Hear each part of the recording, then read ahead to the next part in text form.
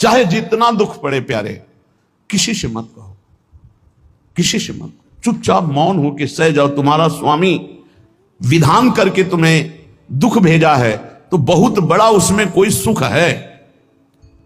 वो मंगल भवन है, तुम्हारा मंगल होने नहीं दे सकता। दिखाई दे सकता है कि अब अमंगल हो गया हमारा, अमुक अमुक अमुक, कुछ नहीं। धैर्य पूर्वक अपने मार्ग में सीधे चलते रहो। उसका विधान आया है, वो दुखद हो या सुखद, सुखद है तो हर्षित मत हो, दुखद है तो शोकित मत हो, आगे बढ़ो। देखो ये अध्यात्म है, ये कमर कस लो कि इस जन्म में मुझे इस भव समुद्र से पार होना ही है। ये जो कमजोर दिल के होते हैं ना, अनुकूलता जहां मिली तो बोले जब से हमने भक्ति शुरू की सब काम चकाचक बन रहे। ये भक्ति का फल नहीं है, भूल मत करना। ये तुम्हारे सुकृत चल रहे हैं इसलिए है। और जिस दिन दुष्कृत का फल आएगा उस दिन भक्ति करते हुए भी कदम रखना मुश्किल हो जाएगा, पग पग पर तुम्हें दुख मिलेगा। इस सिद्धांत को समझ लीजिए तो कभी आप निराश नहीं होंगे, शूरवीर होकर आगे बढ़ते रहेंगे। जो हमारी भक्ति ये नई फसल है और इस फसल की जो आनंद वृत्ति है वो भगवदानंद है, ज्ञानानंद है, अखंडानंद है, प्रेमानंद है। वो ये भोगानंद नहीं है, विषयानंद नहीं कि भगवान की बड़ी कृपा जो चाह वो भोग मिल गए। ये सुकृतों के फल है। ये सुकृत और दुष्कृत दोनों को यही नष्ट कर दो और निकल चलो भगवान की परम धाम में, जहां नित्य सेवा सुख का आनंद सहचरियां ले रही है। श्रीपाद कह रहे संतर्जयस ताड़यन, कोई मुझे बहुत डांटे भर्त्सना करे और ताड़यन पिटाई भी कर दे, मुझे कुछ कभी शिकायत नहीं करनी प्रभु से।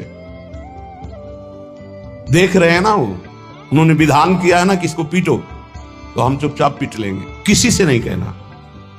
रहीमन मन की मन व्यथा रखिए मन में गोए, सुनिठ ले हैं लोग सब बांटने। इसलिए असंगो हम, असंग किससे कहें अपने दुख सुख की बात। अपना दिल तो दिलवर को दे दिया, जो बीते सो दिल तो उनके पास है, वो तो जाने दुख सुख की बात, हम क्या जाने, हम तो बस आपके हैं। मौन, अपने विषय में न सुख की बात करे न दुख की, मौन बात करे तो प्रभु की करे, नहीं तो मौन। मान लीजिए अगर ये मौन आप धारण कर लेंगे तो निकल जाएंगे माया से, नहीं तो किसी की निंदा कर देंगे, किसी का ऐसा कटु वचन बोल देंगे, परुख वचन बोल देंगे, भजन छीण हो जाएगा, भजन करने की वृत्ति नष्ट हो जाएगी। जीवन में अगर कोई हमें कष्ट दे रहा है तो हमारा कर्म है, ना कि कोई व्यक्ति। ये बिल्कुल सिद्धांत तक चर्चा समझ लो।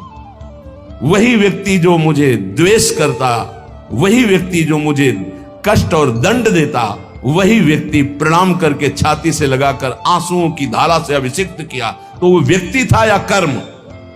जब कर्म भोग हो गया तो वही हृदय से लगा के अश्रुधारा से क्षमा कीजिए, बहुत ऐसा नहीं, आप तो बड़ी कृपा की। व्यक्ति कभी कष्ट नहीं देता, मेरा कर्म उसके ऊपर सवार होकर मुझे दंड देता, इसलिए मैं किससे कहूं? अपनी जबान से दांत कट जाए तो किससे कहूं? ये जो दांत, इससे जबान हमारी पीड़ा को किससे कहूं? अब अपने हाथ से चोट लग जाए किसको कहूं? ऐसे सब आत्मस्वरूप हैं, हमारा कर्म ही उनके ऊपर सवार होकर हमें दंड दे रहा।